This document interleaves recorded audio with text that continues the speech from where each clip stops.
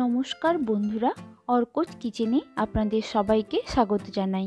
আশা করি আপনারা সবাই ভালো আছেন, সুস্থ আছেন।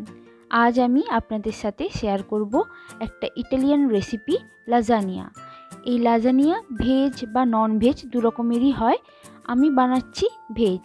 তার জন্য আমি এই শীতে যা যা সবজি পাওয়া যায় তার মধ্যে থেকে কিছু নিয়েছি, যেমন বিনস, গাজর, ক্যাপসিকাম, ব্রকলি, মটরশুঁটি, পেঁয়াজ শাক, পালং পাতা, আর সব সবজিগুলো আমি ছোট ছোট টুকরো করে কেটে নিয়েছি। এখানে আমি ব্রকলির ডাঁটিগুলো ছোট ছোট টুকরো করে নিয়েছি। আর এই লাজানিয়া বানাতে লাজানিয়া সিডের প্রয়োজন হয়, যেটা সব সময় সব জায়গায় অ্যাভেলেবেল থাকে না। তাই আমরা বাড়িতে থাকা পাউরুটি দিয়েই এই লাজানিয়াটা বানাবো। তাহলে চলুন শুরু করা যাক। এবার সবজিগুলো একটু ভেজে নেব। এর জন্য প্যানে নিচ্ছি 1 চামচ সাদা তেল, তাতে দিলাম কোচানো রসুন আর পেঁয়াজ শাকের সাদা অংশ। এরপর হালকা নাড়াচাড়া করে একে একে সবজিগুলো আমি এতে দিয়ে দেব। যে সবজিগুলো সেদ্ধ হতে একটু বেশি সময় লাগে সেগুলো আগে দেব, এবং পরে আমরা পেঁয়াজ শাক, পালং এগুলো অ্যাড করব। ঢাকা দিয়ে ধীরে ধীরে এটা রান্না করতে হবে। আর সবজিগুলো এমনভাবে রান্না করতে হবে যাতে সেদ্ধও হয় কিন্তু একেবারে গলে না যায়।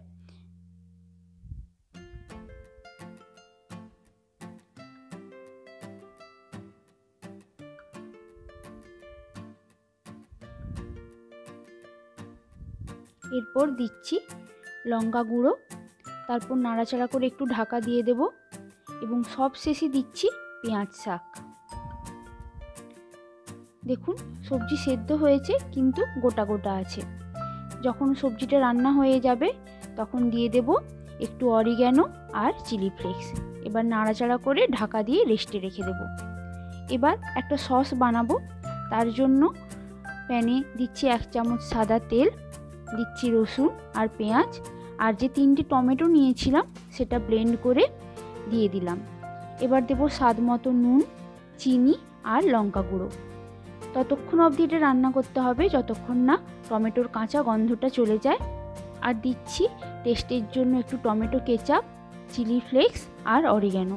খুব বেশি ঘন করা যাবে না, ভিডিওতে যেমনটা দেখছেন ঠিক তেমনটা রাখতে হবে। এরপর বানাবো হোয়াইট সস। এর জন্য প্যানে নিয়েছি 1 চামচ সাদা তেল আর 1/2 চামচ বাটার। এবার দিচ্ছি 1 টেবিল চামচ ময়দা।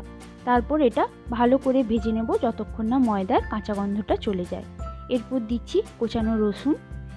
তারপর 2 কাপ দুধ অল্প অল্প করে মেশাতে হবে। একেবারে পুরো দুধটা দিলে দলা পাকিয়ে যেতে পারে, তাই অনবরত নাড়াচাড়া করতে করতেই দুধটা মেশাতে হবে। দেখুন এইভাবে অনবরত নাড়াচাড়া করে ময়দাটা আমি দুধের সাথে মিশিয়ে নিলাম। এরপর দিচ্ছি স্বাদ মতো নুন, টেস্টটা ব্যালেন্স করার জন্য দিচ্ছি চিনি, আর দিচ্ছি অরিগ্যানো আর চিলি ফ্লেক্স। তারপর ভালো করে মিশিয়ে নেব।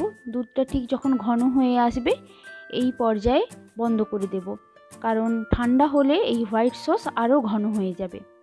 এরপর আমি এখানে 8টা ব্রাউন ব্রেড নিয়েছি, সেটা বেলনি দিয়ে ঠিক এইভাবে বেলে নেব।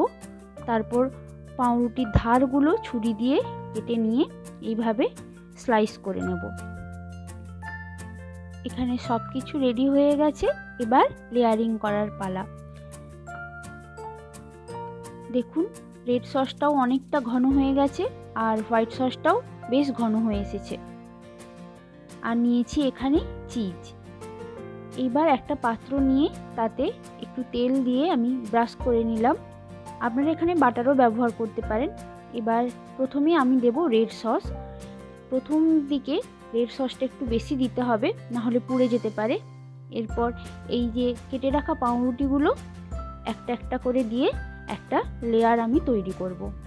তারপরে দেব আবার রেড সস, দেব হোয়াইট সস। পুরোটা ভালো করে স্প্রেড করে দিতে হবে। এরপর যে সবজিটা ভেজে রেখেছিলাম ওইটা ছড়িয়ে দিলাম।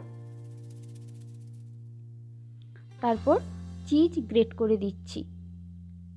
যত বেশি চিজ দেওয়া হবে তত এই খাবারটা খেতে ভালো লাগে। আপনারা চাইলে এর থেকে বেশি চিজও দিতে পারেন। তারপর আবার আমি একই লেয়ার করব, দেব ওপরে পাউরুটি, তারপর আবার দেব রেড সস, দিচ্ছি হোয়াইট সস, তারপর আবার সবজিটা ওপর থেকে ছড়িয়ে দিচ্ছি। সবজির ওপরে আমি আবারও একটু রেড সস আর হোয়াইট সস বেশি করে দিয়ে দেব।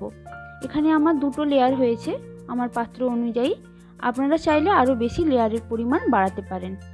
তারপর চিজ ওপর থেকে গ্রেট করে দিলাম আর একটু চিজ কেটে কেটে দিয়ে দিচ্ছি। ওপর থেকে ছড়িয়ে দেব চিলি ফ্লেক্স আর অরিগ্যানো। ব্যাস আমার লেয়ার কমপ্লিট। এবার একটা পাত্রে প্রিহিট করা ছিল, এবার কড়াইতে ঢাকা দিয়ে বসিয়ে মিডিয়াম ফ্লেমে 15 মিনিট এটা বেক হতে দেব। চিজটা যখন গলে আসবে, বাইরে থেকে যখন দেখা যাবে, তখন ঢাকনা খুলে এভাবে চিজটাকে স্প্রেড করে দিতে হবে। ঠিক 15 মিনিট বাদে ফিরে আসছি। যখন চারিদিক থেকে এইভাবে বুদবুদ উঠতে শুরু করবে, তখন বুঝতে হবে এটা একদম তৈরি। আর চিজেরও খুব সুন্দর একটা গন্ধ বের হয়। আমি এটা গ্যাস থেকে নামানোর পরই আপনাদেরকে কেটে দেখাচ্ছি। আপনারা যদি 5-10 মিনিট রেস্টে রাখার পর এটা কাটেন, তবে খুব সুন্দরভাবে পিস হয়ে এটা উঠে আসবে। সবজি দিয়ে বানানো হলেও এটা খেতে কিন্তু অসাধারণ লাগে। তাহলে আজ এ পর্যন্তই। আশা করছি ভিডিওটা আপনাদের ভালো লেগেছে। ভালো লাগলে অবশ্যই একটা লাইক, শেয়ার আর সাবস্ক্রাইব করে দেবেন। ধন্যবাদ।